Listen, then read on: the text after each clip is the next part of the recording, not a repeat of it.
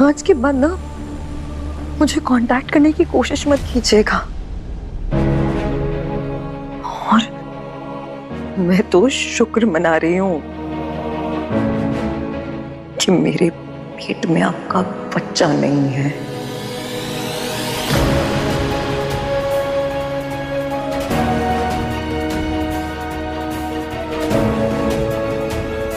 अगर होता तो उसमें आपका खून होता, और वो भी बिल्कुल आपकी तरह होता, छोटा, फरीबी। दूसरों की फीलिंग की कोई कदर नहीं, मतलब ही होता आपकी तरह। और आज कहीं ना कहीं अनी स्तंभ है झनक की बातें सुनकर। वो उसे वही एहसास दिला रही है जो वो झुठला रहा था अब तक। अन्नी पत्थर की तरह झनक की एक एक बात सुन रहा है। और गलती ना मेरी है, मैं कमजोर पड़ गई थी, भावनाओं में बह गई थी, इसलिए आपको इन्फॉर्म कराया। लेकिन हम मैं वादा करती हूँ कि आज के बाद से ना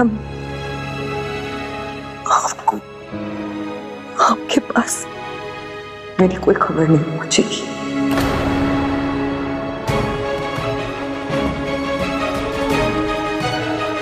मुझे ना जीने का एक और मौका मिला है, और मैं नहीं चाहती कि आपका इस नई जिंदगी में कोई वजूद भी हो।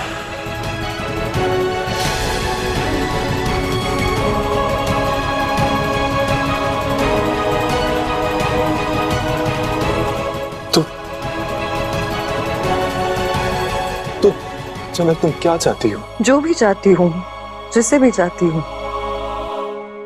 लेकिन वो शख्स आप नहीं है।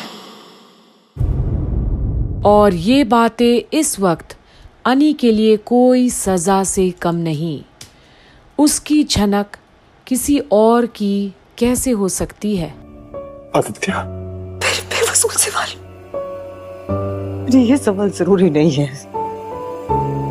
जरूरी ये है कि मैं आपको तो नहीं चाहती हूँ, और इसलिए मैं सिर्फ इतना चाहती हूँ कि आप यहाँ से चले जाइए।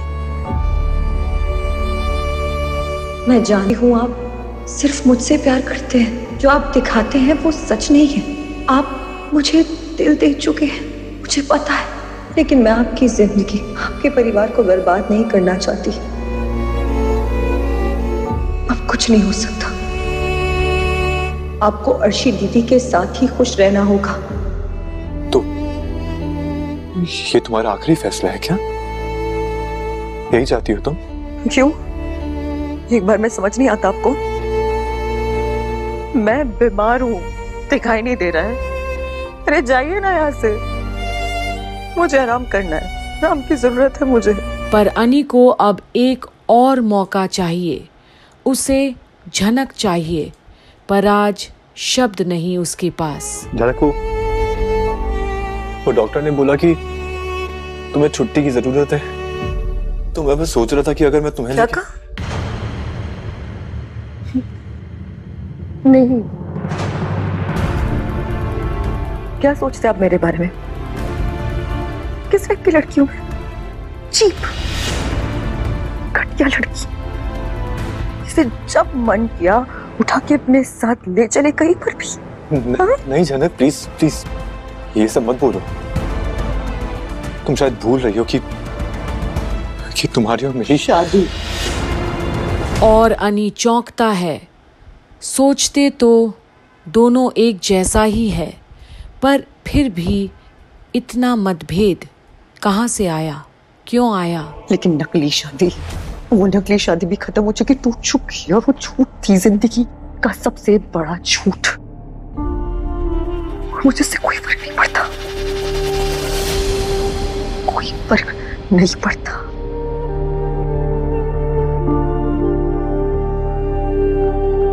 लेकिन जनक, वो डॉक्टर बोल रहे थे कि छुट्टी की। अरे चुप कीजिए ना, नहीं जाना कहीं पे भी। नहीं, वो चीप लड़की, बुढ़ाई अर्शी दीदी चीप है, और यहाँ से जाने के बाद फिर कोई नया झूठ बुन देंगे ना, झूठी बोलेंगे ना घर पे जाके, सच तो बताने की हिम्मत है ही नहीं। इसीलिए हाय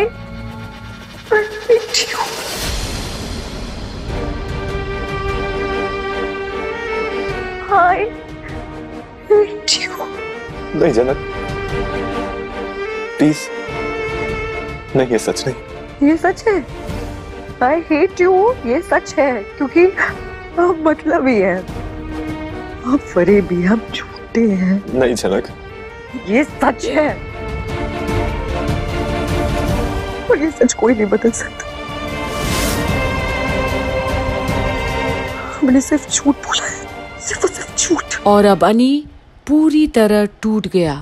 क्या सोचा था और क्या होने जा रहा है। और जाइए यहाँ से, आज के बाद मुझे अपनी शक्ल दिखाने की जरूरत नहीं है, और ना ही मुझे कांटेक्ट करने की जरूरत है।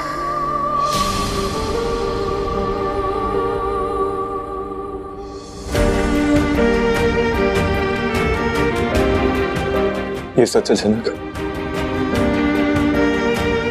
कि मैं तुमसे बहुत प्यार करता हूं, लेकिन ठीक है, कभी कांटेक्ट नहीं करूंगा तुम्हें, लेकिन तुम मुझे कांटेक्ट करोगे।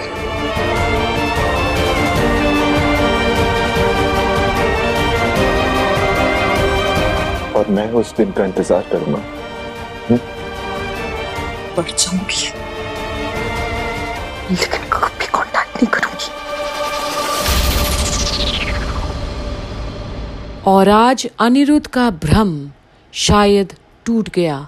उसकी तो पूरी जिंदगी ही बिखर सी गई है, तिनका तिनका हो गया, सारे सपने टूट से गए हैं। आज तक जो कुछ भी आपने कहा ना मुझसे, मैंने माना है।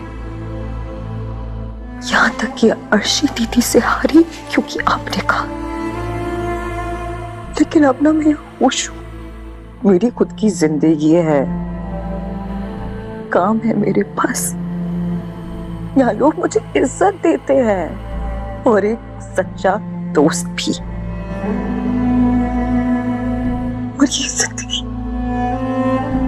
जिंदगी मुझे सुख शांति से जीने दीजिए, आपकी मेहरबानी होगी, इसीलिए बोल रही हूँ बार बार, जाइए जाइए मेरी जिंदगी से और बख्श दीजिए मुझे।